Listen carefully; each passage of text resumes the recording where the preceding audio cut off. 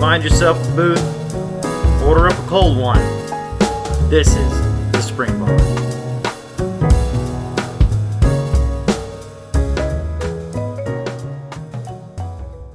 Hello, everyone, and thanks for joining us today. I'm Casey, and I'm joined by some random guy on the turnpike I found named Florida Mike, and one heck of a guy out in California, Joe in the OC. Gentlemen, long time no see. I'm really looking forward to this. Hey, welcome back. Welcome back. Making a special appearance? How's it been? How have you been doing? Never mind us. How you been holding up? I've been doing fine. This is not as advertised because every other officer is like, oh, yeah, bro, don't worry about it. Bolic is easy. You'll have all this free time. And I thought that was true. But I've been blessed to show up to the time where they're going to rewrite the curriculum for my course. So I'm the guinea pig, and I'm not going to say it's bad. It just kind of sucks. So free time has been very minimal. I don't want to throw any names out, but it seems like the cadre have something against us. So that's not been so great. Been trying to work with them, and they're working with us. Anyway, yeah. So it's been good. Let's see. I crushed my land nav. That was dirt easy, thankfully.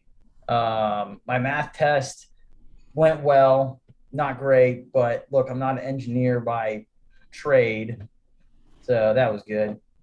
But yeah, that's how this has been going. Next week we've got patrolling, so I'll be out in the woods for 5 days, running different missions between ambushes, raids, whatever.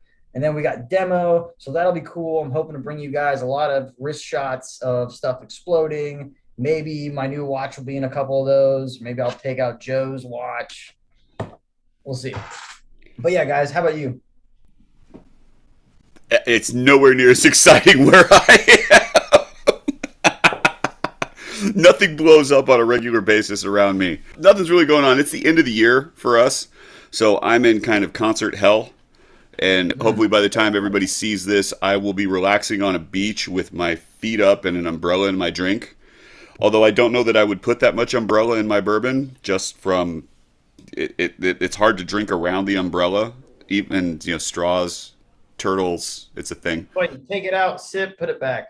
Right. Well, you got to keep. I want to keep the drink cool, right? We want to keep the ice intact. So hopefully by this point in time, you guys will see that. Mike, I know that you are melting.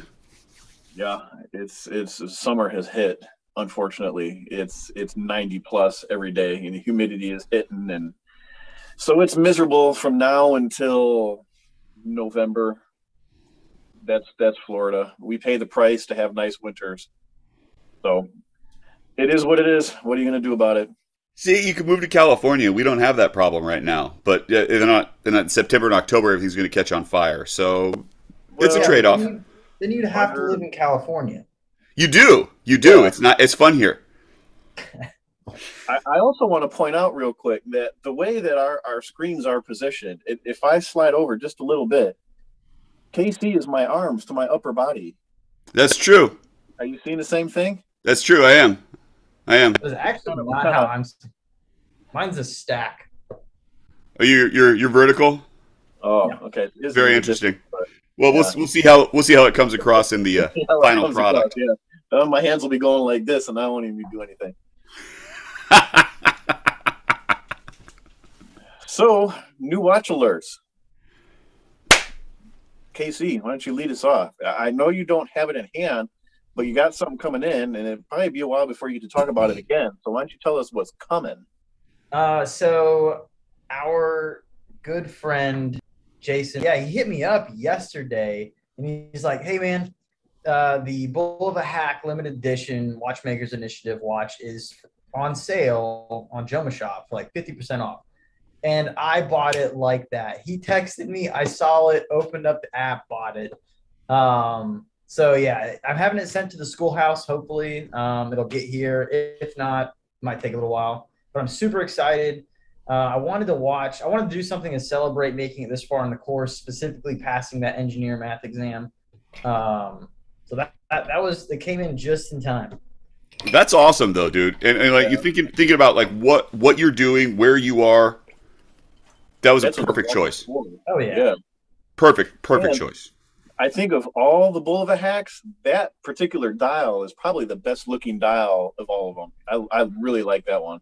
Absolutely. I disagree. I know you're all about that blue one. I like the blue one. I like the blue one, and Yeah. I'm not discounting the black or the white. I think the white is also really nice. The black is the original, what right? And would it's you got say that the blue one's for? to sell more watches. Right. I mean, I would say it's more like a civilian application of It a field is. watch. It is. It absolutely is. It absolutely is. And But I think it harkens back to like the post World War II, where we have all this military crap. Hey, how can we build this to market it to the civilian population? And that totally. watch Yeah. encompasses that perfectly. It does. It does. And I think they took the idea and they ran with it. It doesn't bother me. It doesn't bother me at all. And thinking like my issue with the hack is the automatic. Okay.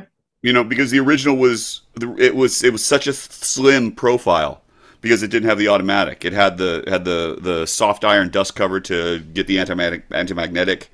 I mean, I had two of those. I had an A11 and an A17. Yeah, I'd like to get a real deal one at some point. They're nice, man. They're really nice. It's got that Parkerized case with that brush finish that they do. They were really good, but they're small. It's like a 34.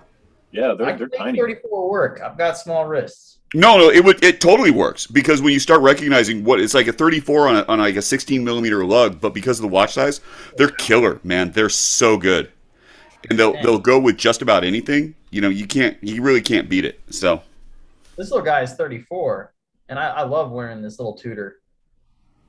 That's the Prince? Yeah. What's the lugs on that one? It's 19. It's a 34 with 19? Wow. That's a weird dimensions. Yep. Interesting. Yeah. Works well with the new Explorer, so I'm not too upset. Well, okay, that's fair enough. It's fair enough. Well, so Mike, you want to share? So we talked about it last episode. Here it is in the metal. The ladies' little tiny little watch. That's not the one I'm talking about. Oh. I know it's not the one you're talking about, but I did talk about this. So this looks like the Jetstar that I have. It's hard to focus up on this camera here, but it's just a little ladies version, 22 millimeters. It's one of my girlfriends saw. I was scrolling through eBay one day and wanted it, so I bought it. It's running like 12 seconds per minute fast. Ridiculously fast. Yeah. So it's going to take some adjustment and some cleaning up. And put a different battery in it. You guys have a his and her watch now? Oh yeah. Yeah, so that's pretty cool. That bracelet's really good too, though. That's a great bracelet. But you know what though? It's too small for her. It's just too small. If it had one more micro adjustment out of it, it probably would just fit. But I think I'm going to try and find a match the mesh that mine is on, so that way it's a proper. What's the lug on that? 13? 12 or 13, something like that. That is actually pretty cool. I've been trying to get a his and her watch together as well.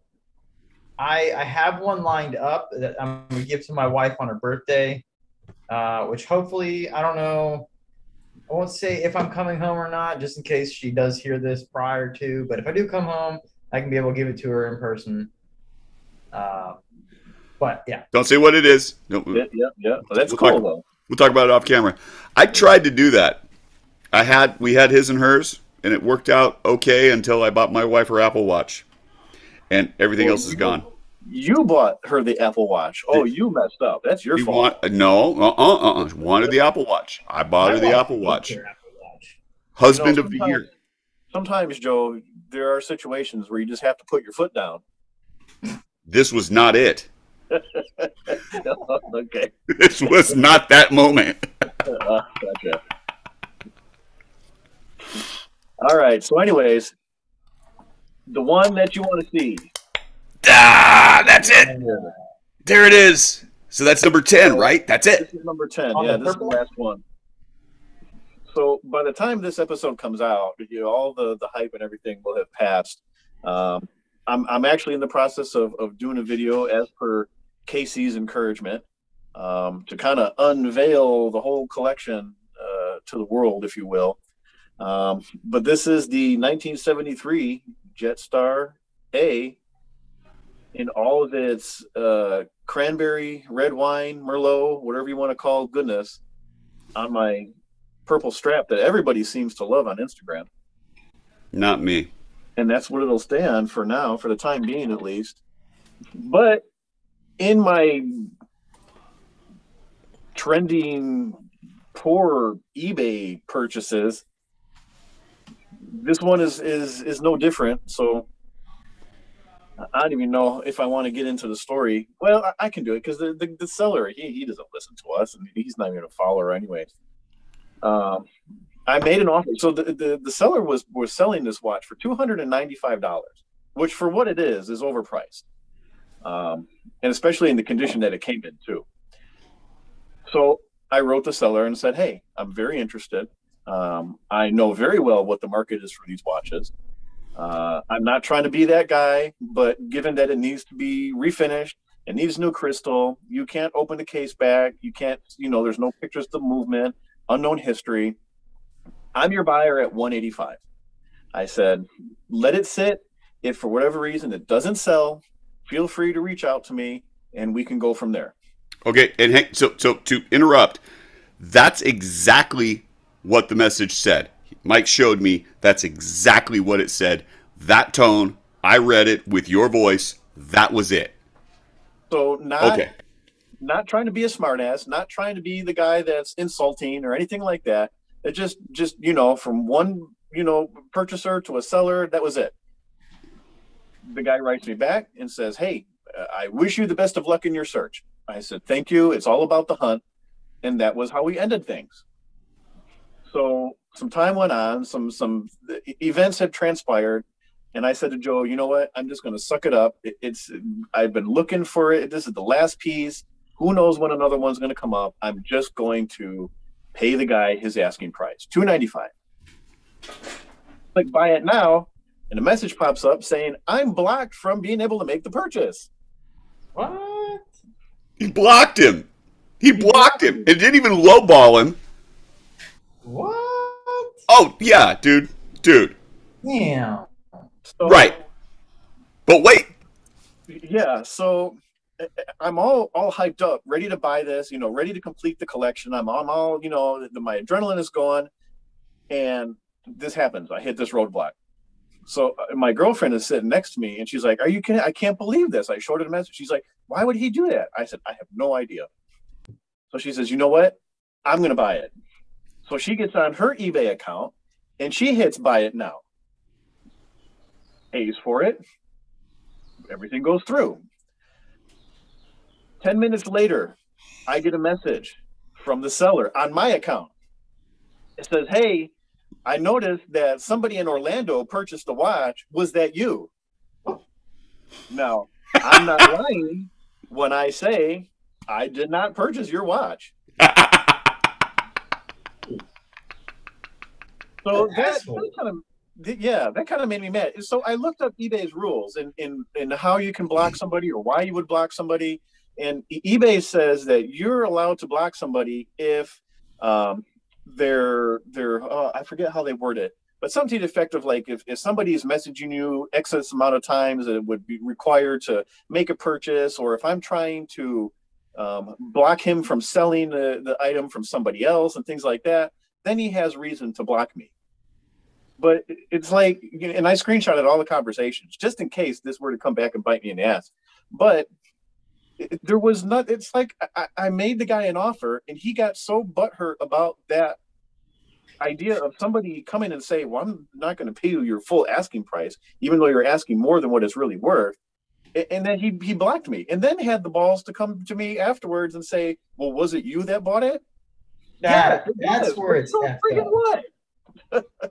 Like, if he wants to block you, all right, fine. That's his whatever. But that's crazy. Well, the part about it that gets me is like, okay, fine, block you, whatever. But, all right, did the watch sell for what you wanted to sell for? Did you get your asking price? What? All right, Yeah, shut up. Take your money. Be happy. You're done.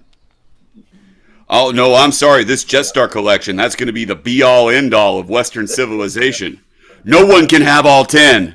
Hey, look, Jetstar is a short leap from Death Star, so you know. Revenge of the Sixth. What? But all of that, you know, that and some prior purchases, and it's done. It's done. So it's a weird feeling because I can't tell you how many hours a day I spend searching through listings trying to find these pieces, and now I don't have anything left to search for anymore. That's okay. I have some ideas.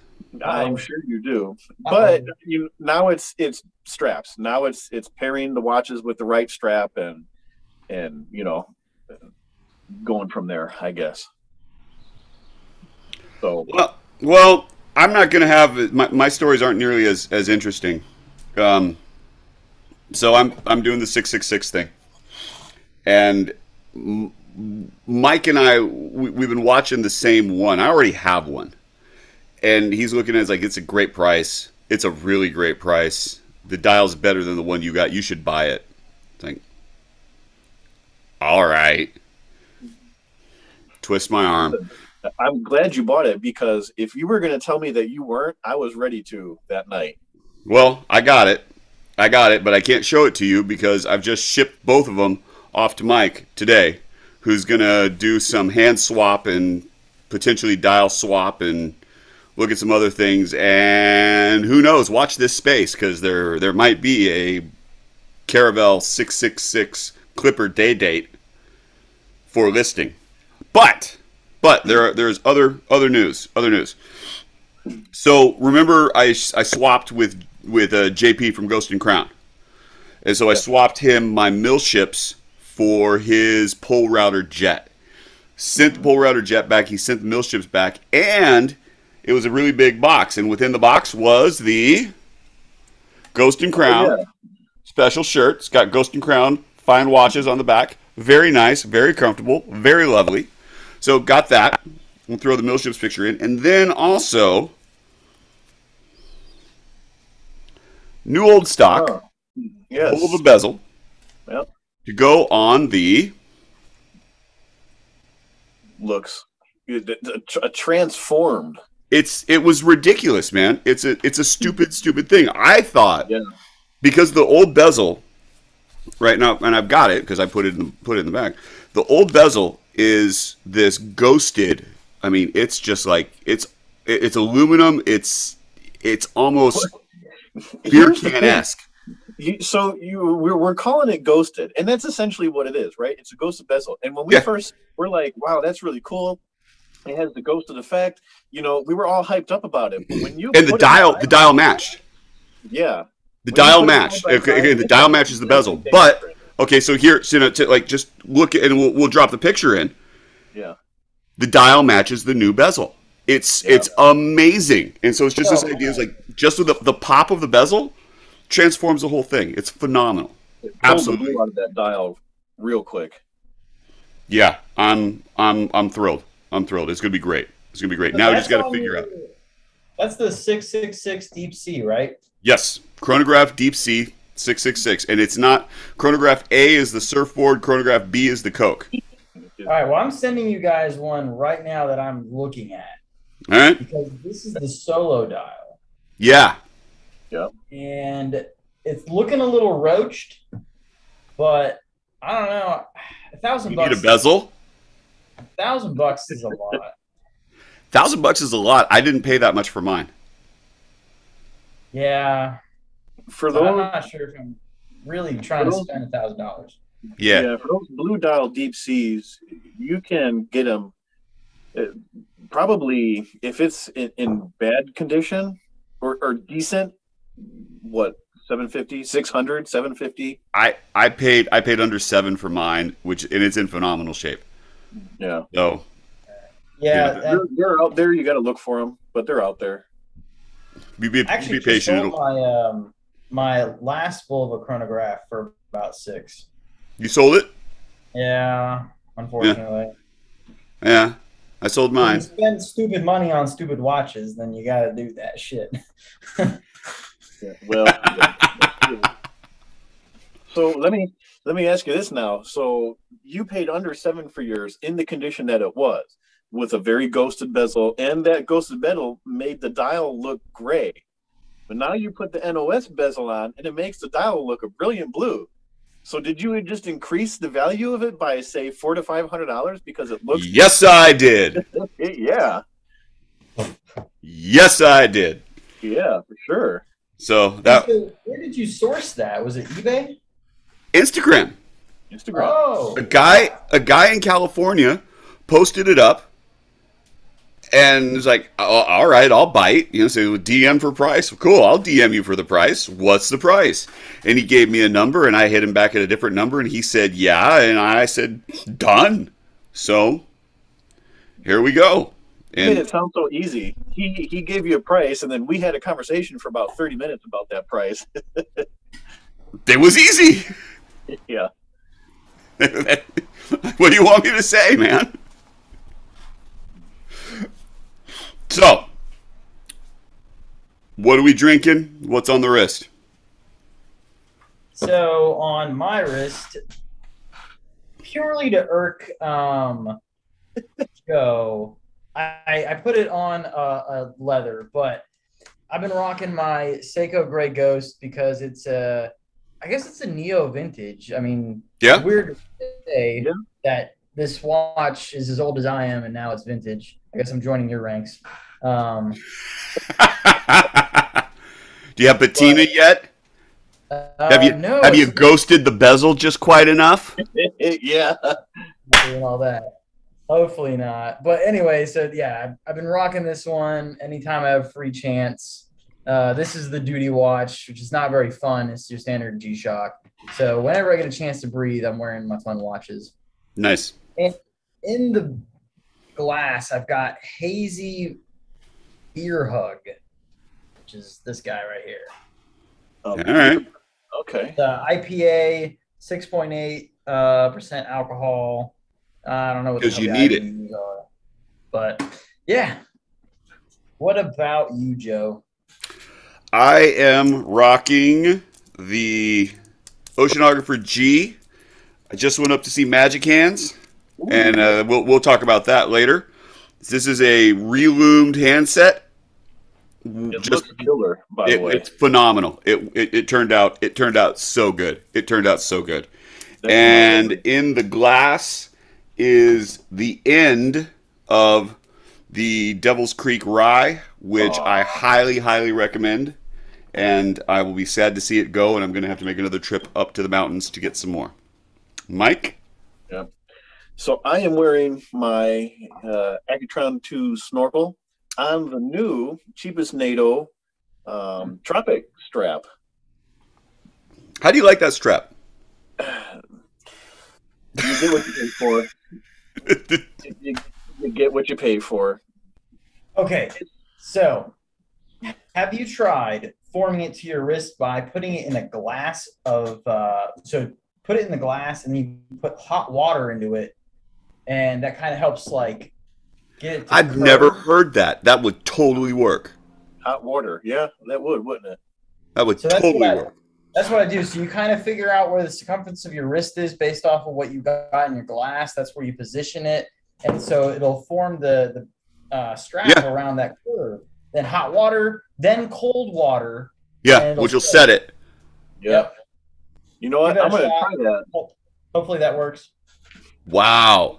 I'm going to try that because, Check out engineering school coming in with the big brain. right? So when we had done our straps episode, which I think was the last episode, right? It's all running together. I don't really remember. You had talked about the older Tropics being very plasticky and stiff, and this one follows suit. It very Really? much was the same way. Yeah, very plasticky, it's very stiff, not pliable at all like the Strapsco ones. No kidding. Not the same thing. See, because my experience with the new ones are all been like the Strapsco ones, and it's that really nice, supple, almost Real natural supple, rubber. yeah. No, so this is very much. Cheapest Nails is exactly as it's titled. Yeah, It I mean, is. it looks cool. I love the color. I love the look. I love the way it looks on the watch. Yeah. Um, so I had it on the pillow in the case for the last week. I haven't worn it. I just let it sit and kind of form around the pillow a little bit. And today it's a little bit better. Yeah, I've done that. So maybe I'll take it a step further and do that hot water glass trick and see That's if a good idea. That's a really good idea, man. I'm Yeah, never thought of that. I'm a little jealous. Big brain on KC. Check that out. Yeah. So tonight I'm not beerless. I'm not drinking coffee. I have Brew Bus out of Tampa, Florida. This is a blueberry wheat ale. It's called You're My Boy, Blue. We're going streaking. There it is. Yeah, somebody got that. All right. So it is. It's a nice light blueberry wheat. I enjoy it. Pretty good. Yeah, I can Flavor. work with that. I like wheat beers. So yeah, I could definitely make that work. Yeah, it's not bad. Blueberry. You can taste the flavor in this one. I Flavored don't like beers. beers that say there's some kind of flavor and you can't taste any of that flavor. I like my beer flavored. You're not living life to the fullest then, Joe. No, but I also don't drink beer. So, Well, It- all but- of us have the refined palate of the Californian folk. it is not the refined palate. It is the amount of beer that I would need to drink to get the same effect from the comparable amount of bourbon that I need to drink. It's more of a price considerations. Like I could buy 12 packs of beer, or I could buy a bottle of bourbon. Yeah, okay, but you're also missing out on the fine dad bod. Yeah. All right. I, That's what yes, I've been cultivating. yes, I am. Yeah. Yes, I am. I am missing out completely on that fine dad bod, much to my wife's satisfaction. Thank you. Yeah. Uh-huh. Rub it in.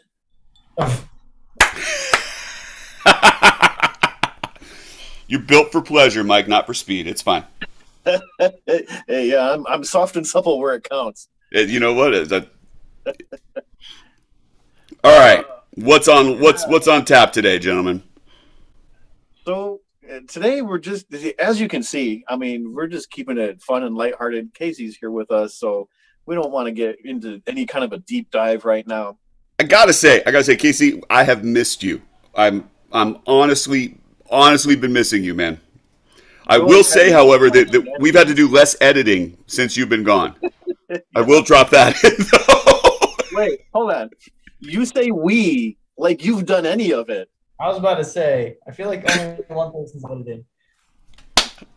But I will say, with Casey not doing the editing, I'm learning how to do it, and I'm actually enjoying it. It's pretty fun for me. I won't lie. I like it. Yeah. Glad somebody does. And I mean, you can be like really creative with it. You can learn new techniques. Yeah. So that's cool. I'm happy that Mike is picking that up and enjoying that rather Me too. than Yeah, hating that I'm not there to go do it. So that's good. I mean, so you guys are like a small segment. You get to kind of feel what it's like to be, part of the military family in a sense. My wife, obviously, she needs to go handle a lot more without me. Thankfully, I don't have any children yet. Maybe one day, hopefully. When's your next leave? When I gotta pick up for stuff, it sucks. Everyone suffers. My job needs to go figure it out. They need to go pick up the slack. You guys got to pick up the slack. My wife's got to pick up the slack. And I appreciate you guys for covering down while I'm gone and being so understanding with it. Come on, man. I'm sorry. I'm gonna go learn how to serve our country better. That of course. Yeah, we'll figure it out. You go do what you need to go do, and Yeah. thank you, because thank you. I appreciate it, guys. You do it so Joe can keep his wonderful non-dad bod. Hell yeah. Well, hold on. I'm team dad bod, okay? Because as soon as I don't have to take PT tests anymore, I'm gonna have a dad bod. All Perfect. right? 100%. That's Perfect. my goal. I am. You know what? And I support your goal. You let me know. I will have beer shipped to you. My One day, treat. my idol, my goal is Mike. I'm gonna be a Mike one day. All right. Boy, your standards are real low. Like Mike, if I could be like Mike. Everybody wants to be like Mike. Everybody wants to be like Mike. Oh my So- gosh. So, So not to be weird, but I know I spoke to your girlfriend last time, Mike, and mentioned how I always end up making friends with Puerto Ricans on every military exercise. And my roommate is Puerto Rican, and we immediately hit it off. He's a watch guy too. really, Yeah. Seiko is his thing. He had an SKX when he walked in, and I immediately was like, that's a watch guy. yeah. And that's a great That's a great choice for what it is you guys. Oh wow, nice, good for you. So Yeah. so what did he say? Episode 14 is guest interview. We could, yeah. Done. That's awesome. Oh, that'd be great, man. That would be great. Oh God. So I believe we have a Q&A on tap based off of our internet poll. Yeah, so I threw up an internet poll thinking that we'd probably get dozens upon dozens of questions asked to us, the three most interesting men in the world. Very true. But we essentially got one question per person. That's how it ended. It kind of seems like we do have one question per person. All right. Let's start question. with the KC question. So this Fair. one comes from Casey's buddy Jason at Watch Rolling. He was asking how Casey's newest purchase was handling the job of being out in the field. So I'm not quite sure which purchase he was referring to, but based on the watches you brought with you, I guess, why don't you give us a report on those? Yeah. Okay. Yeah. Actually, I like that a lot. So, I mean, we'll start off with the most recent one, the most capable new edition. And this is the one that Joe gifted to me, the Lady G, but I got it decked out in this sweet freaking Casio case. And I don't really want to jack up the Casio case, so it doesn't do military stuff with me. So I guess that one's off the line. Looks good though, man. It does look good. That looks Dude, nice. I love this. I used to crap on the Nautilus all the time, thinking it really wasn't my thing. But I actually like the design aesthetic.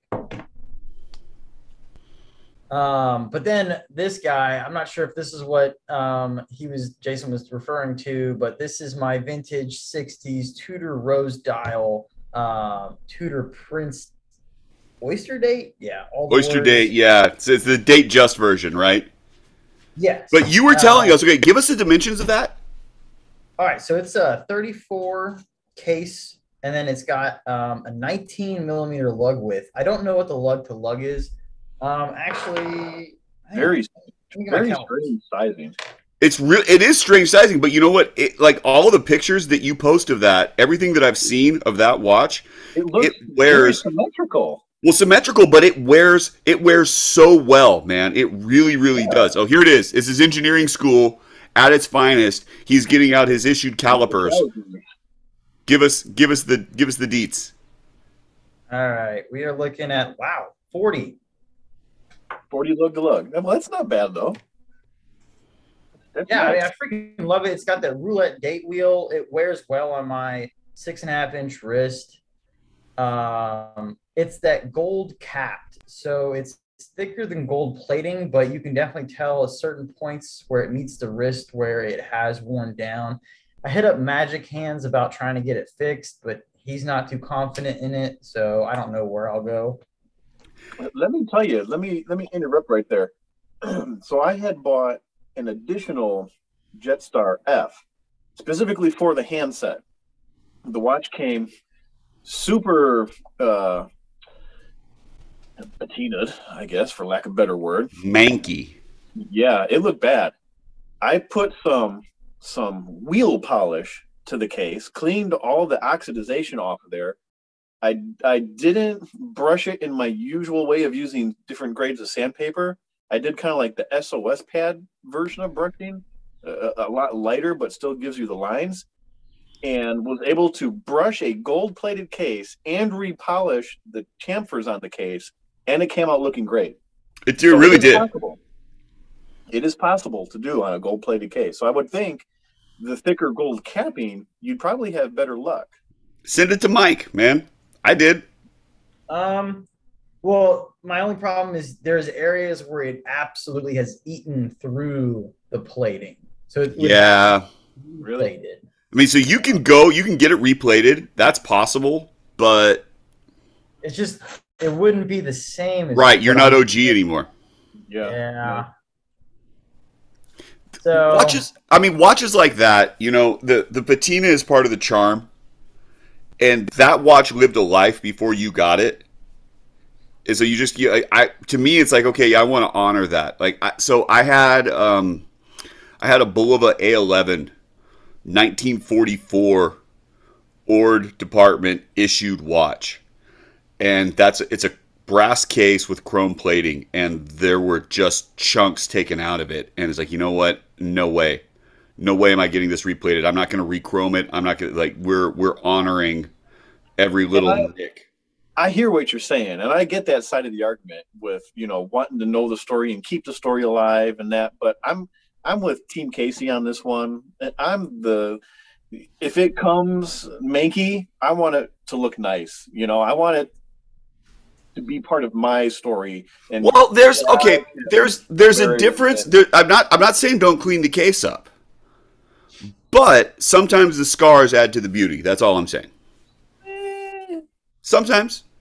Right, I mean, and I guess it's all about the kind of story you want to preserve. Like, I don't know if this is some sort of like CEO's bullshit watch, and I don't care about preserving his story. But like an A11 that's seen some shit, all right, that's a story. Right. Yeah, so it depends on the story, I guess. Yeah. Right, exactly. Is it a tool watch? Is it a dress watch? Is it a dress watch and it's got a huge gouge out of it? It's like, okay, fine. Did you escape from the Twin Towers during 9/11? Yeah, we're preserving that.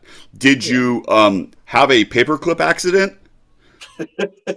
Paperclip accident's got to go. So where the story matters. Absolutely, I agree with you 100%. So what else did you bring with you, Casey? I'm gonna go off on tangent here real quick. Stories. My dad sold a watch that he carried on one of his deployments, and the guy was like, "Hey, look, this is a Citizen watch. This is probably Eco Drive." And he's like, "Wow, this is a really interesting watch. I know a lot of military guys carried this. Do you have any photos of you wearing it downrange?" And so my dad did. He did the little black bar over his eyes, real special forces look, and sent him those photos. So he sold a watch and was able to provide a story for the customer to be able to carry. And that's kind of cool. It kind of sucks because one of his sons probably could have had that. Good going, Dad. But no, I'm just kidding. I love you. Whoa! Tangent on your tangent. How's your brother doing? Ooh, which one? The Marine Corps. Brand new. The Marine is doing well now. He's adjusted to the Marine Corps life, and he's off to AIT. He's going to be learning how to do radio stuff. He's actually excelling. He got put into a leadership role. He's the nice. Guy. He's responsible for about 60 Marines, so that's cool. I would honestly though, listening to the ways that you've been talking about your family and seeing the roles that you guys have all played within the military, I would expect nothing less. And you can let him know that your watch geek friends have high hopes and high expectations, and that he better live up to it, or else we're going to trash him on our internet podcast that is listened to by 4 people. Yeah. I'll tell him you're praying for him. That's what that's a much better way to say that. But the other one, I've got a middle brother. He is a brand new minted non-commissioned officer. He became a sergeant a little while back. And he is overseas in Europe. I won't really put out too many details. It does have something to do with what issues we are facing over there. So he's holding down over there. So hey, Godspeed. Thanks for what you do, little bro. And then so anyway, moving on to other watches I brought. I've got my duty watch, and this is the one that I've carried with me when shit has always hit the fan. And yeah, Dad, I brought the commissioning watch, but this one got no go during land nav because it had a compass in it. So this is the one I can carry with me safely. It is a dumb watch. All it does is tell time. So I kept that with me, and this is what I wear every day. But I don't know, Jason, if you're talking about that sick watch that you told me to buy, you didn't tell me to buy. You said, hey, it's out there, and I impulse bought it immediately. That should be coming in hopefully about a week or so, and it might get some photos with explosions in the background during demo week.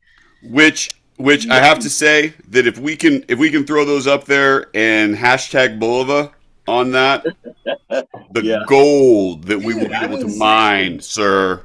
As long as I don't do any sort of, because there's some stuff that we do here that we have to protect so that our enemy doesn't know how we do certain things. As long as my instructors are okay with it, I want to throw our freaking podcast on there. It'll be Boulevard. Oh, dude, it'll be cool. It would be cool. If you just got a wrist shot with an explosion behind it. Either way, looking forward to seeing that. Yeah. Yes. Absolutely. Honestly, so it sounds super cheesy, and I don't really know how these kind of explosions work yet, obviously, because I'm at school. But it'd be cool if I could get a video going of me just like timing it and it goes off exactly where it was supposed to. That would be cool. Well, I believe, and you can correct me if I'm wrong, but speaking as a teacher, and you're at school, you should have multiple opportunities. So if you don't fuck it up once, you get to retrain. You fuck it up twice, you're done. Well, yeah, but you take pictures of other people's mistakes, and that is true. There it is. Photographer, I get to do that. What would be even better is if you get like one of those old TNT pusher boxes, and you'd be like while you're wearing the watch. Straight up Bugs Bunny it. Oh man, that'd be gold. That would be so gold. All right, what's our next question there? All right, so question number 2, I guess, is for Joe. Comes from Watchmaker's daughter, friend of the show again, Lauren. She asked, why all the hate for vintage divers on leather? I have a simple answer. Are you ready? I feel like this is not going to be so simple. It's a very simple answer. I am of the opinion that divers on leather is like pineapple on pizza. Oh, well, it's hard to argue with that. That's really what it comes down to. It's like, look, it's a tool watch. It's a functional watch. It was designed for a purpose. Leather doesn't work for that purpose. Yes, the Italians used it. They used it on the Panerais. They had the Rolex movements and and look where that got them. All right, so you want to equate your First and Second World War. You want to equate divers on leather to pineapple on pizza. So yes, I do. When you retire, do you want to wear a house robe with some flip-flops? That'd be the goal. Well, then let your watch retire and wear a nice leather strap. I'm not wearing leather flip-flops. I'm wearing those little rubber ones because I don't want to get... You don't want to have fungus on your shower shoes, Mike. Gosh. Haven't you seen Bull Durham? You don't get fungus on your shower shoes. The point is, let the watch retire. Let it enjoy being on a leather band. It opens up the door of possibilities and no. Yeah. No. You reduce bracelet stretching. That way you can preserve the bracelet. Come on. No. That's what the NATO strap is for. Hey, right now it's 2 against 1. So Lauren, we're with you. Doesn't mean you're right. It means we win. That's all there is to it. The watches don't come on leather. They aren't designed to go on leather. They don't need to be on leather. That's it. All right. Well, okay. So what about my Explorer? What about your Explorer? My Explorer is not a dive watch, right? No, it's not. All right. So it's fine. Yeah. My astronaut would be great on leather. I'm fine with that. Doesn't bother me. Speedmaster on leather? Absolutely. All day long. Any dress watch on leather? Certainly. Diver, 666 on the dial, on leather, you're wrong. What if it's waterproof leather? You're wrong. I got a line in the sand. That's my opinion. You ever see the hybrid rubber leather thing? I've got one. I don't put my divers on it. What's the point of a rubber strap if you're going to put a leather back on it? I don't put my divers on it. I know. That's like I guess that's why they don't on sell it people. anymore. Hirsch does a killer strap. I've got this beautiful 20 millimeter black croc embossed, and then the inside of it is this leather, and it's like a tire tread. It's like a snow tire almost, kind of a knobby. Yeah. And like, so if you're wearing that in the hot, it'd be fantastic because any sweat that you've got, you're not going to damage the leather. The rubber is going to take it away. And you're going to be fine. And so it's good for hot weather. It's good for humid climates. But for the amount that I paid for that, like, go get a Tropic, man. Go get a cheap Tropic. You'll go get a cheap NATO.com Tropic. For that matter, yeah. You'll be just as well served. It'll work just as well. I think I paid $5 for this thing. Oh yeah. Oh, it's amazing. It's amazing what they come up with and how those things work. But you got to wait 6 weeks to get it, though. You do, and depending on if you pay for the tracking or not, because I've had conversations with them. It's like, where's my stuff? It's like, we sent it. Yeah, it's coming to you. Like, okay, I'll wait. For the extra $1.95, you get the peace of mind of being able to know where it's at. So, I've actually got a couple of their NATOs with me right now for my my tutor, and their NATOs are where it's at. It's not bad. They're really not bad. I think their leather is also not that bad either, to be honest. Well, okay, so let's get into the leather because I also bought that other strap, which was 2-stitch, that distressed blue leather strap. Yeah. I put on the Jetstar, the Stars and Stripes, and it looked horrible. It did. The stitching was so thick on it, and it just looked totally wrong. So I put the stitching out, and I put one single stitch at the end, and it looks fantastic. It's fantastic. It is really, really good. Yeah, it transformed the whole thing. Well, it transformed the strap. Weirdos. Watch collectors are weird about the fucking details. 1 stitch versus 2. Ah! It's stupid, man. It is absolutely stupid. But when you find the right strap or the right bracelet, the transformation is huge. It's like, okay, so, this is Strap Taylor, Slava Ukraini. Wait, is it the Bark and Jack? No, it's not the Bark and Jack. This is Straps Taylor. So similar kind of thing. And it's real thick, it's ribbed, it's nice. Doesn't do real well on that watch. But here, right? So this is the Oceanographer G on a bullet style bracelet, unsigned, but and that's real close, man, and it works incredibly well on this watch. It'll work good on mesh. It works great on a Tropic. It's good on a NATO. So when you find what you like and you find something that works, come on. I'm not going to argue with anybody who's like, I prefer it on this versus that. Mike and I, we did that whole question about our the Sea Devil, the Sea Devil A? The Sea Devil A with the bracelet or So let's talk about that. Joe, I won. Joe got a taste of what it's like to win something. I did. It's lovely. I'm happy here. Welcome to the club. If you don't know, Casey, we put a poll up for people to vote on whether or not identical watches. Joel's was on a bracelet, mine is on a sailcloth strap, and we let the viewers decide, and they sided with Joe. Hang on. Deciding vote came from who? It was not the deciding vote. You had who? You won by more than one. Who? He was not the deciding. I'm not even going to say it because he was not the deciding vote. That's okay.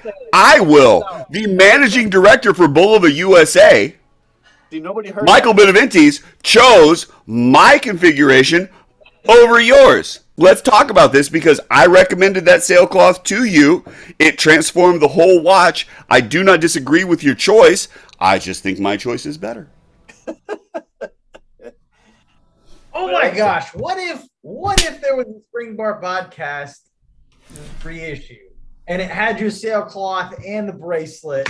Oh, Like you got both straps in one box. One box with a Spring Bar logo on it, Like with Mike's face right there going.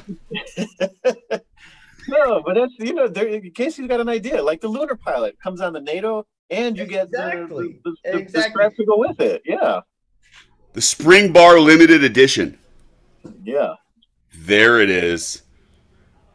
There it is. Fume dial. Oh, there we go. Did you say Lunar Pilot? I did.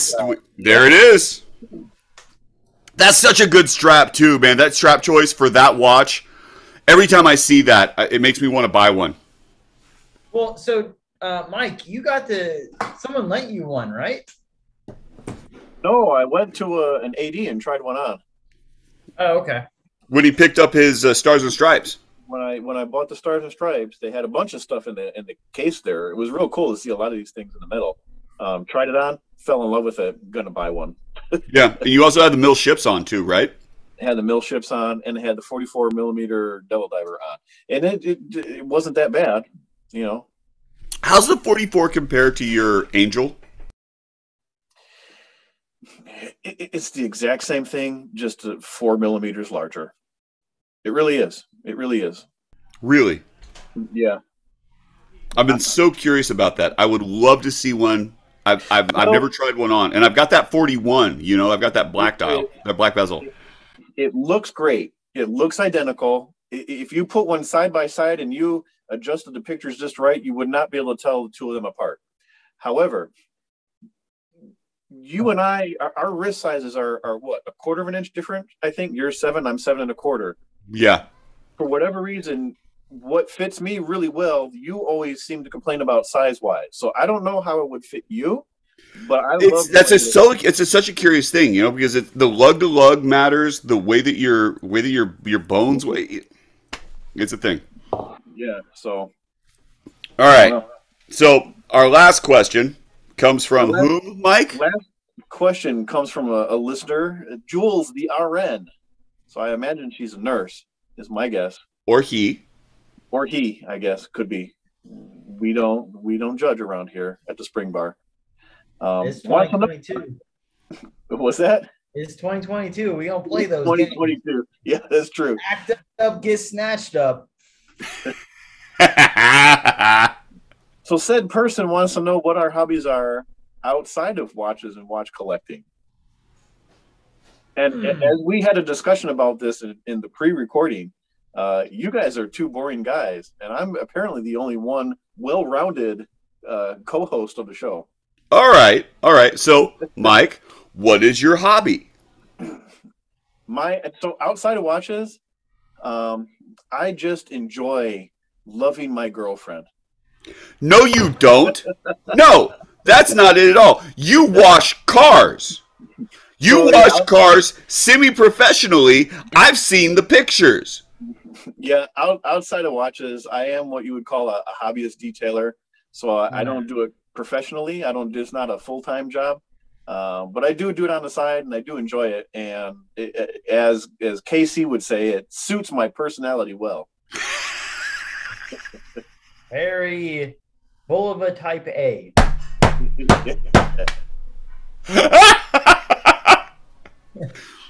That is so true. That is so true. KC, your hobby is apparently going to school. Exactly. Exactly. Like, all right, so a small hobby is the editing. I do really enjoy doing all that. You put together killer videos, man. Like you do. They are really good. You spend time on it. It's nice. It is. I miss it. I edit as a hobby, but then because I work two full-time jobs, essentially, being a civilian and then being in the Guard, my free time is really divided between my family and then I train. I'll go out in PT. I'll be rucking. I study up on land nav. I study up on basic combat engineer tactics, which I just recently reworked my battle book for. All this stuff is public information, so I'm not too worried about it. But simple battle drills like what the hell are we looking here? Battle drill 8. Conduct initial breach of a minefield. Like, this is the kind of crap that I do when I'm not like hanging out with my wife or PTing. I study upon crap that I need to know in case some a-hole in a foreign country decides they need to go mess with us and they need more bodies for the fire. And I'm like, me and my guys have bodies for your fire. Let's go. And of course, yeah, watches. It would be cars, but I can't afford that. Yeah. Casey's hobby is self-preservation. And preservation of the nation. I was going to say, I would say that my hobby is your preservation. I'm the one getting clapped. There it is. Yeah, there Casey's it is. hobby is our freedom. I don't have any. This is my hobby. No, you got something, and I just thought of what it was. Okay. Tell me, because I don't know. Sure. Joe is a seasoned snowboarder. A seasoned snowboarder? Yeah. My wife would disagree. She's scoffing at me right now. She's scoffing at me, probably. Well, the scoffing is involved. I snowboard. Okay, here's the story. And it goes kind of like this: is like I started dating my wife, and we started dating in July, and it got serious in about August. And she says, I'm a snowboarder. I'm like, that's wonderful, good for you. And she says, we can't date if you're not a snowboarder. And I looked at her with complete sincerity, and I said, I was in band for a reason. I am not athletic. I was in band. And she looked back at me and says, I teach adults with disabilities how to balance a checkbook. If I can teach adults with a disability how to balance a checkbook, I can teach you how to snowboarder. And I said, bet. And when she pushed you down the hill? She bought me a snowboard. And then she bought me a full set of pads to go with it. Because that's the important part. And so I had a full set of pads. I had knee pads, elbow pads, wrist guards, a butt pad, which goes around your hips, and it's got this weird sort of waffle pattern thing all around your butt and down your side of your legs. It was fantastic, and I fell like you wouldn't believe it. She says, you got to go buy a helmet. I'm like, okay, I got to go buy a helmet. I have a very large head. Like, look, one size fits all hats don't fit me. So I had to go find a helmet. Found a helmet, put the helmet on. We went snowboarding, and then we went to Mammoth, which is one of the biggest and best resorts in California. And we went to Mammoth, and nobody at Mammoth was wearing a helmet except her and me. I'm like, what is going on? Nobody's wearing a helmet. Why do I need a helmet? She's like, you need a helmet. I'm like, okay. Okay, fine. And we get up off of the lift. It's my second run. I've been snowboarding for like 3 weeks. Get up off of the lift, and she's gone, and I'm coming down, and I immediately go. It's icy. It's early in the morning. It's a corduroy run, and I go down sideways, and I hadn't strapped my helmet on, and I bounce onto the other side, and my helmet goes flying. Some nice skier comes up and hands me my helmet, and I'm just sort of laying there trying to make sure that I have all my limbs still attached. I ended up with double whiplash, and I could not roll over in bed. My neck didn't work because I couldn't roll it. She's laughing at me now. And it's like, okay, yeah, all right. She snowboards. I go with her. I teach high school. My professional hobby outside of teaching high school and doing anything with watches is drinking. I drink a lot. It's not necessarily a problem because I haven't run out of alcohol yet. When I run out of alcohol, there's probably going to be an intervention. But until that time, I'm good.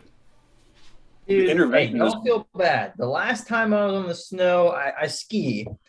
I got up the very top, started my run, lost control, had not spilled over yet. But everyone on the gondolas just heard, and then poof. Big old snow pile. Hey, we call that a yard sale. See, 'Cause, snowboarding. for some reason, I'm like, hey, point your toes, crouch, go as fast as you can. We'll stop when we get to the bottom, right? And I'm like moving, and I almost lost my boots, everything. There it is. That's a good yard sale. Like, so my son skis, and it's much to the chagrin of my wife, because we tried to make him a snowboarder really, really bad, and he skis well. Nice. This kid, he is fast. He looks at me. We get down to the bottom of the mountain. He's like, Dad, I was born for this. I'm like, I'm glad somebody was, because it sure wasn't me. He is arguably faster than my wife, and she's pretty quick. And so we were at June Mountain, Central California. You know, it's just sort of south of Tahoe, east of Yosemite. It's a great space. And if you're looking to ski or snowboard in California, I highly recommend it. Beautiful little town, not a whole lot going on, and they've got this resort. They have a terrain park, and so they got the jumps and whatever. He's trying to go over the jumps, and he's not quite heavy enough, and so you can see him coming down, and he goes up, and he kind of stalls, and then goes back down, and has to go around the other side. And so finally, he built up enough speed, and he went over the top, and went down. And I'm taking video, and I've got video of this.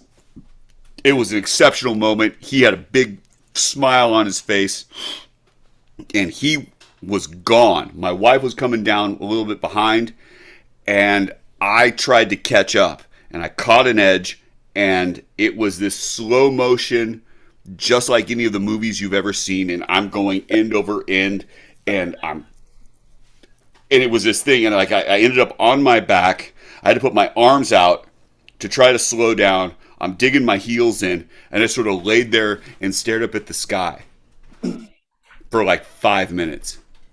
And you're sitting there, it's like, okay, cool. What's it? Is okay. And I started at the extremities, like, okay, cool. I can move my toes. That's good. Fingers, good. All right, elbows, okay. Finally and my wife comes like, oh my God, are you okay? I'm like, go get the boy, go follow the kid. And he's wearing these bright orange pants, and I sit up, and I can see him going around a corner down onto the main run. Like, I'll catch up with you later. Like 2 Bloody Marys, I was probably okay at that point. But so how are you still married then? Oh, she loves me. If snowboarding was a requirement, how are you still? Is it just like one of those you feel bad for the weird, awkward kid, so you just become his friend kind of thing? So, all right. So we've been snowboarding for a while, but it took about 8 seasons. And this is where it gets really weird, because when you talk about skiing, you talk about snowboarding, and like, you know, thought that counts. The thought counts a little bit, but KC, like you know what I'm talking about, because you've been skiing, and Mike, you know, you're in Florida, you don't fucking know the goal. No, but okay, so we'll get into that in a minute. So the point is, right, the amount of time you actually spend on the snow is small compared to the amount of time you spend getting to the snow, going up the lift, preparing to go down the snow. And so the amount of time you spend on the snow is small compared to the amount of time you apparently spend on your back. Don't laugh at me. I got a good laugh out of that one. Well, we had a whole conversation about it, right? Because my wife goes out and she puts on like 2 layers of long underwear, and then she's got on a jacket and a sweater and her snowboard coat, and she's got on 3 hats and all the rest of the stuff. And I'm wearing like a t-shirt and a jacket, and my jacket's unzipped. I'm like, hell yeah, that's how I do it. Right, and which one? I'm like, and I am sweating. I am dripping in sweat. I'm like, what is going on here? What am I doing wrong? She's like, oh. She's like, well, you're doing a lot of push-ups because you keep falling down, and I just stand there. Hell yeah, brother. Shut up. That's where you get the good body from, getting out of the snow. Lots of it. I've never skied. I've never snowboarded. However, I can fix that. I haven't in a while, but I used to quite regularly. And you can see over my shoulder here, I used to longboard. So I feel if I tried to snowboard, I might have a leg up a little bit. It might. You might. I definitely didn't. So Come on out. Come on out in the winter. I'll take you. I got extra The gear. landings are better on the snow than it is asphalt. That is so true. That is Oh, so true. I've got the marks to prove that. Yeah. Jesus. It's okay. I've got the whiplash to prove it also. So we'll get you a helmet. You'll be fine. I don't need a helmet. Yeah, that's what I said until I got double whiplash and I couldn't roll over in bed. Literally, it was kind of this trying to figure out what the. Oh, it was awful. It was awful. Story time is so fun. So yeah, apparently that's my hobby, but I don't have much more. So moving on from hobbies, who else is butthurt over the Moonswatch offline thing? Because this Let's guy. talk about that. Can we talk about that? Hey, what's got two thumbs is upset that they can't buy a Moonswatch? This guy. Yeah. You two guys, it doesn't bother me at all. But all right, so That is incorrect. That is incorrect. You can buy a Moonswatch, but only at select locations. Okay, so let's talk about this. Let's talk about this. So Swatch comes out with the Moonswatch. Revolution chotches up the whole release, says it's coming on this day. There's the line that starts. They said, okay, anybody could buy it, but no, not anybody could buy it because it's a limited number per location, and there are a set number of locations. Not at every Swatch store, select locations. But it's not a limited edition. Not a limited edition, however, it was in a limited initial run. Yeah, Okay. very much so. So Swatch's recovery from that was to say, we're going to sell it online. Anybody can get one. Don't buy the ones that are on eBay for $1,200 for a $280 watch. Just don't. It'll be fine. And then, what? 2 months later, Swatch comes out and says... They came out and they didn't say that they're not going to sell it online, but they don't have the stock to put online because they keep sending everything to the stores. All right, now hang on a second. Let's have a conversation about this. Swatch Group is... I know where you're going with this. Well, you should, because like, okay, so who's in Swatch Group? Swatch, Omega, Rado, Hamilton. Keep going. Let's keep Right. going. Say everyone else. Right, it's nuts. And they're saying, oh, we don't have the bioceramic. Oh, we can't ramp up production. Oh, between our 45,000 companies and our multiple $1 million of euro profit, we cannot produce enough watches to satisfy the... Like, okay, thanks, Rolex. Yeah. Really? Here's the thing. People are losing interest. In that, I don't know. I don't know. In the Moonswatch, people are losing interest because you can't get it. And what's the point of hyping a watch and getting excited about a watch that you cannot put your hands on? I'm with KC on that. It works for Rolex. It worked for my dumbass, right? Because I bought the damn. It worked for my dumbass.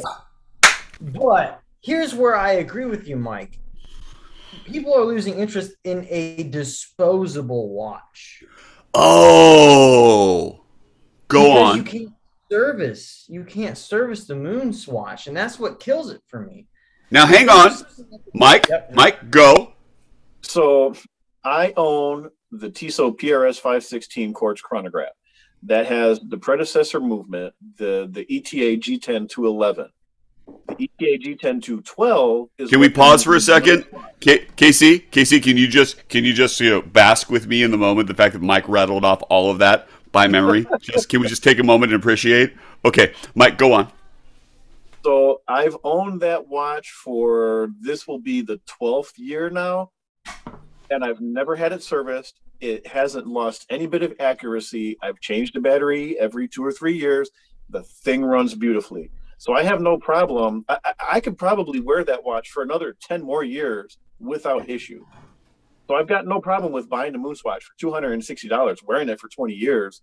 At that point, I'm going to be too old to care. My kids are going to have it. Something's going to happen to the watch anyways. So I'm not. I don't think there's an saying- argument to be said about the movement. I really don't. I Yeah. think the movement is fine. I think the movement is excellent. Okay. I I don't know. I don't have any experience. it's an availability question. It's like, okay, cool. Let's talk about this for a second. You are Okay. doing You know it's- what? what? Hold on. So, Do it. all right, look. This here is my Clomage Seiko Rolex Explorer, right? I built it thinking it would give me a good enough feeling of the real deal, all that. But at the end of the day, it feels cheap because it is cheap, and it's not something that I'm going to hold on to for very long. All right, now hang on. Let me stop you. Let me stop Okay. you. And I don't disagree with your premise, and I don't think that you're wrong. However, when we were doing the pre-show discussion, you showed that watch to both Mike and I, and we were both like, "Oh, you brought your Explorer," and then you're like, "Oh no, it's a Seiko." So how much of that angst that you have is based upon the fact that you know what it is? Yeah. All right. Agree with that. Fucking zero. This thing is a piece of crap. It really, look, like I'm not even trying to. I've missed you, dude. I've missed you. Like, I don't want to be like a rich motherfucker and be like, yeah, I've got all this money, but literally the build quality sucks ass compared to the real deal. And so, being an Omega Speedmaster owner myself, it's not that I'm not about having a plastic watch. It's just, am I really willing to fucking break myself to get a hold of a plastic Speedmaster? The answer is no. And that's why it backs up Mike's claim that people's interest is fading. It's a plastic Speedmaster. You've got to push it out. You can't hold it back. It's got to get out there.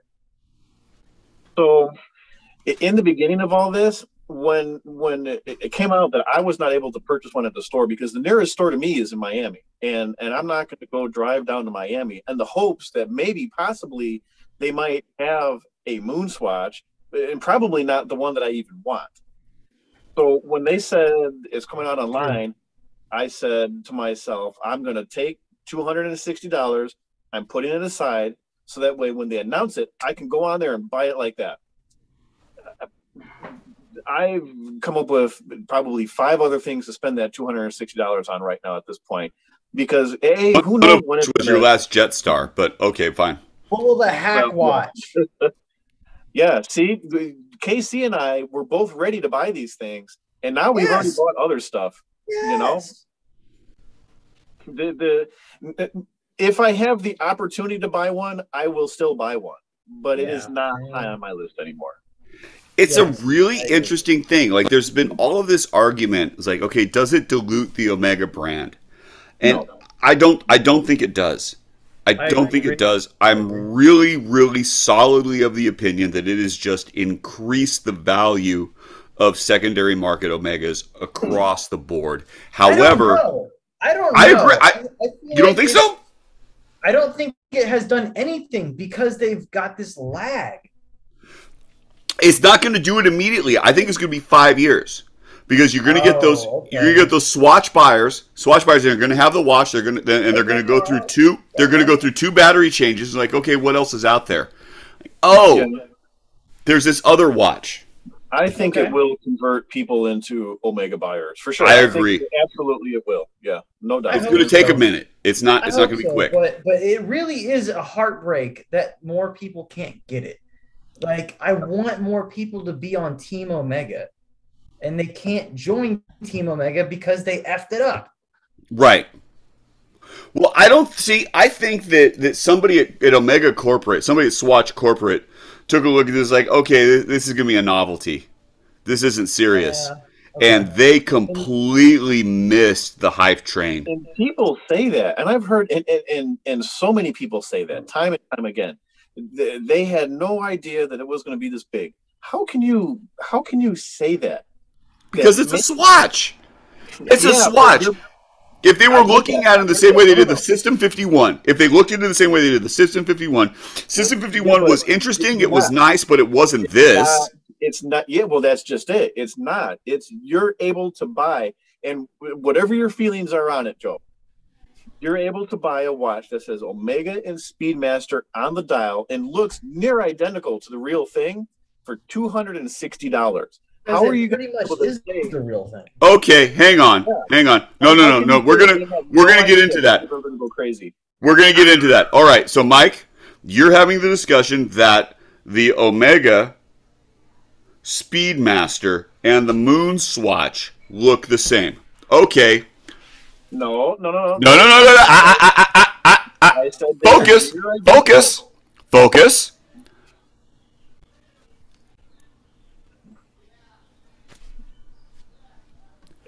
Do you see a difference?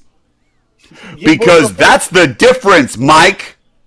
There is a difference. It is not the dial itself is not a one-to-one copy.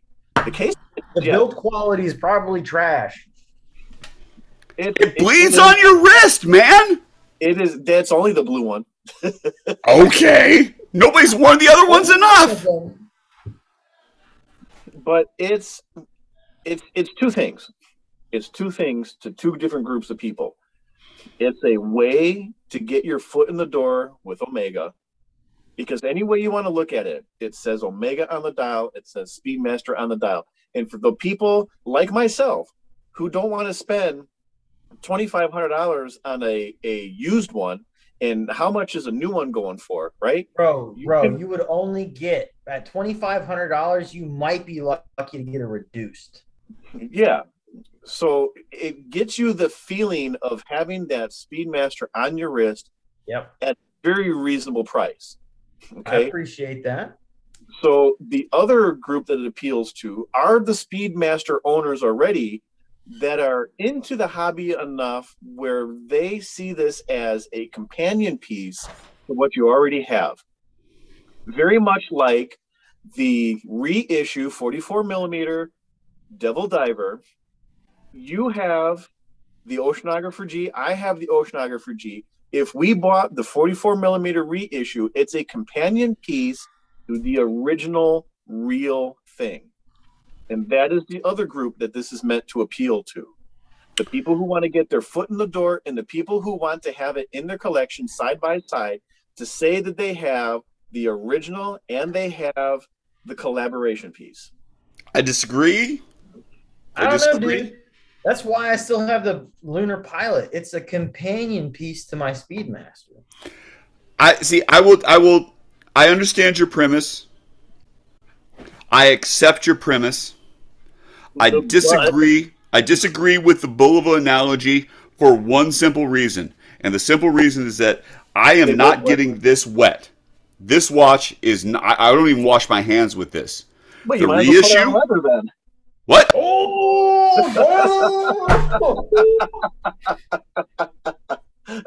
Body! Zing!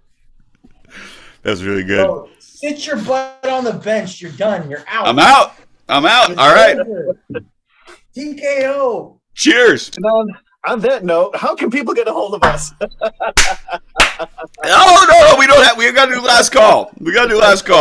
I got a last call. So last call. Last call. I went up to go see Magic Hands. That is the hashtag for my watchmaker. It's Montoya Watch Service Centers. He is in Bellflower, California. He is a Rolex authorized. He is Swatch Group authorized. He worked for Patek. The guy knows. He can do just about everything, and he is a phenomenal watchmaker. And I mean watchmaker. So I had dropped off 2 watches. Well, that said, Joe's sending me 2 watches to do some work for him. I am, but that's it's separate. It's separate because this is a hand swap dial movement that it's not like real professional needs to do it. This is okay. Here's the deal. I gave George. I picked up a Bulova Royal Oak copy, homage, I don't know. But somebody had torn out in this watch. They had torn out between. So the Royal Oak has that integrated bracelet. and they had knocked out the notch that's in the middle so that it could fit like a 16 millimeter bracelet, and it was awful. And he took a look at that and said, I can fix that. I'm not sure how, but I can fix that. And so we've been discussing that. This is my guy, and he has done stuff for me that is phenomenal. So I went up, I brought him, it's really funny. I brought him this watch, and then I brought him the successor to this watch, and depending upon which part of the line book you look at, it's either the Bulova Deep Sea 666 or it is a Snorkel 666, depending on who you look at. But it's a black dial. It's got a black bezel. It's sort of a not a compressor style case, but sort of a tonneau case. It's a nice watch. And I brought that up to him, and it had a Omega crown. I'm like, look, the watch works. I just want to swap out the crown, and I want to relube these hands, and that's what I need done. He's like, okay, great. Relube the hands, fine. Let's swap out the crown. And he pulled out the stem, and then he took a look. He's like, oh, that's not right. And he polished the stem. He's like, okay, well, that's not right. And then he pulled the crown off. He's like, well, that's not right. And he tried to put another crown on. He's like, well, that's not right. And I was doing Instagram text with Mike while this whole thing was going on. I was there for 4 hours while he was trying to make this thing correct. And he's like, you know what? He's like, you got to keep it. It's going to be a while. I'm fine with that. He's like, keep the watch. We'll deal with it. He keeps the watch. It takes me probably 3 months. I have to send him a separate movement because the movement is shot. It's like, okay, great. Here's a movement. I'll buy it on eBay. I'll have it shipped to your place. Let's get this done. Gets the movement. He does the repairs. Finally figures out the crown situation. Finds a Bulova signed crown that's perfect for the watch. Gets that to it. He's like, okay, great. Come up, pick the watches up. He's like, fine, cool. I have the new super compressor that I got, and I picked up an extra movement and a crystal, which are really, really hard to find. And so I've got all of that. It's like, cool, here you go. Let's fix that. He's like, this is wonderful. And then I picked up on the last episode, it is the Bulova Snorkel with the black dial, and it matches the blue, the green, the red.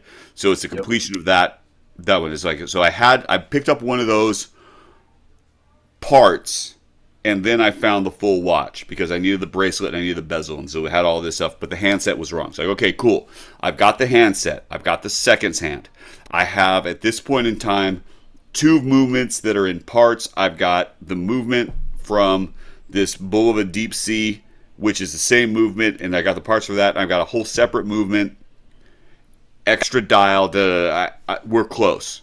I should have everything that could possibly be needed, but #Bulova, we're going to have to find something else. That's just the way it's going to work. It's like, okay, cool. Got that.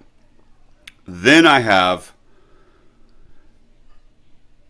got my Oceanographer M, and the seconds hand is popped off. And then I have, what the heck? It was the Deep Sea. And I brought the Deep Sea up because it's an aluminum bezel that's on this, and it doesn't turn right now. And it's like, okay, I got to figure out how to do that, and I don't want to screw it up. And he worked for Patek. If anybody's not going to screw it up, it's going to be him. So I've got 2 watches to pick up. I've got 2 watches to drop off, and I've got 2 watches to fix at the moment. All right, so Montoya Watch Service Center. Go up, he shows me the 2 watches, he talks me through all of the stuff. He's like, this is great. And he looks at me, he's like, look, for the deep sea one, the snorkel, the hands were just messed up. I had to relume all of it. I had to strip the paint because they were at the wrong angle and they were up like this and they should have been like this. And I took care of that, and I fixed the movement. I fixed the crown and all the rest of it, but I'm not happy with the movement holder. It's like, it was broken in 3 places and I had to glue it. I'm like, well, I think I've got 4 of them. It's like, cool, let me keep it. I'll fix it. Great, perfect. Give him the other 2. He's like, okay, I can do this, and this makes me so happy because now I've got all the parts, I've got everything that I need. Then he takes a look at my Oceanographer M, and it's the second hand is popped off. That's it. That's the only thing that's wrong with the watch. And he opens up the back, and he's got his loop on, and we've been talking the whole time, and he's like, and he stops talking, and he starts staring like, what? It's like the movement holder, the metal movement holder, it's too tall, and he starts pulling out pieces of metal because as he removed the case back, was it shaking the metal into your balance wheel? It had started. There had been really fine shreds. It had started to, like, whoa. And the issue is, and the part that makes it more interesting is like he serviced the watch, but because it was the movement holder was a little bit too tall, he didn't notice as he was screwing it down. And so as he unscrewed it, there were some shreds of stuff, and it got into the movement. So he replaces the seconds hand, puts the whole watch back together, has an issue with the way that there's the spring instead of a gasket that's holding on the case back to keep the movement from bouncing. Takes a look at that, and we talk about it. He's like, you can't have this watch. I have to fix it. I have to clean it. You can't have it. I'm like, all it needed was like, no, it's not good enough. You can't have it. So I went up there to pick up 2 watches and bring home 2 watches and then have 2 watches fixed. I came home out of the 6-watch swap. I came home with 2 because he needed to make sure that the other ones were correct because they have to be correct. So it's been 5 or 6 minutes now. It has. It has. Is this a rant or is this No. a praise? This is so you would think that it's a rant, and it's not. Like the fact I don't have my watches back. Like, okay, the reason I don't have my watches back is because my watchmaker was not satisfied. And on top of that, because of how these things went through and the fact that he had already serviced the watch, he was like, no, my reputation, this is my reputation, this is my business, this is a representation of me as a watchmaker. I'll fix the watch. Just leave it with me. I'll get it back to you. See, what you're doing is shooting yourself in the foot right now because you're essentially advertising for him that he is a very meticulous, very detail-oriented watchmaker. Yes. And now our listeners are going to want to use him for their stuff. And it's just but we only have 4 listeners, so it's going to be fine. Just delaying your stuff. It's gonna work out. You know what? Look, I have developed a relationship with him. Starting with my great-grandfather's watch. That was the first piece that I brought to him. And it's been... How long have you been using them? How many years? Oh, it might be 10. Yeah. That's pretty good. 8 to 10 years. We're... Like, I send him a Christmas card. I love the guy. And we've got a relationship that is real solid. So on my end, I'm not worried about getting my pieces serviced, but to make sure that he can make his nut at the end of every month, absolutely. So if you are in the West Coast and you need a watch serviced, if you need vintage Rolex done, if you need vintage Omega, if you need current Omega, you need anything from the Swatch Group, Montoya Watch Service Centers. This is not a paid advertisement. This is just me plugging my friend. But I recommend it highly. Wait until I get my 2 watches serviced and then send your stuff. I don't remember how long he's had the Royal Oak that I've got. That Royal broke. It's been a while. I feel like if you send your stuff to Joe and he likes it, it might get lost in the mail. Oh, now really? Why you gotta fingers? Why you gotta be like that, man? How many watches did you send me today? 2.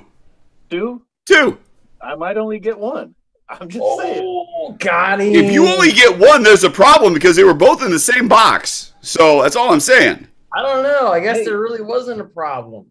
remember what the seller, the eBay seller, told me, that my watch got stolen in shipping. So the same thing may happen to you. I'm just saying. Oh, did you catch that, Casey? Did you see the last episode? So Mike buys this Chronograph C, the reissue. Before you go into another 5-minute story, did you see the last episode, Casey? I did not watch the Straps one, so no. Oh, this is it. It wasn't the Straps one, was it? It was the Straps episode. Yeah, it would have to be the Straps because I have not seen the last one. So. It was that one. It was the last episode. Yeah, I haven't seen it. So the one where I bought a watch and they shipped me an empty box and then told me that they couldn't find the watch, and then 2 days later they relisted the watch that they couldn't find. God damn. Yeah. Oh, okay. So I can't tell that story, but you can. All right, that's fair. Thanks, Mike. I just did it in 15 seconds. I'm just trying to plug a guy that fixes watches. I mean, you don't need your watches fixed. That's fine. You don't use him. No, it's too expensive. He's too far away. Screw you guys. No. Even just for me, he does awful work. Nobody likes him. Well, see, that's what you got to tell people, because then you get priority, and he's not backlogged. You get your stuff right away. No, I got nothing but love for Magic Hands, man. Yeah, absolutely. In all seriousness, I mean, the stories that you tell about him, I mean, he seems to be a great guy. He does good work, and for real, I'm sending you. One of my Jetstars needs desperate service, okay, and my heirloom Rado. Yes. Give me both of those, and we'll get it taken care of. Yeah, absolutely. So, gentlemen, wait. Any other last calls, Casey? Do you got anything you need to talk about? I don't know. Pray that I don't blow myself up or any of my classmates blow me up on the demo range. But other than that, I should be good. If you do, make sure you get a good wrist shot out of it. Yeah, halfway through, my ass exiting the top of my skull. Do it for the gram. In other news, KC has blown himself up, but we have a great picture, video at 11. Yeah. So, Mike, how can they find us? How can we get people to contribute to what it is we're doing? So this evening, Joe, KC, and myself, all three of us make up the Spring Bar Podcast. You can find us on Instagram at the Spring Bar Podcast. On a personal level, I am 120 clicks, all spelled out, one long word, 120 clicks. Joe. I am Watch Taylor Youth, TAYLOREUPH on the Instagram. KC. I am time_hack1636. And yes, I'm looking at my phone because it's been about a month since I looked at Instagram because I couldn't remember my own account. Well, at least you remember it because Joe messed it up last time. So. I did. I did. I messed it up twice. So yeah. I apologize. That's on me. So we got the ways you can find us. The other thing we need you guys to take a look at is you can hashtag us, the Spring Bar Podcast. We would love to see your wrist shots. We'd love to see your drink shots. You go out, bring us with you. Anything you want to send to us, you can do it the Spring Bar Podcast at gmail.com, and we'll be happy to deal with whatever else that you show up with. Well, hey, look, it has been fun. It has been cool. But if you hang out any longer, you're going to look like a tool. I've been KC, hanging out with Mike and Joe in the OC. We're together with the Spring Bar Podcast. I hope you join us next time. Goodbye. Woo! Mic drop.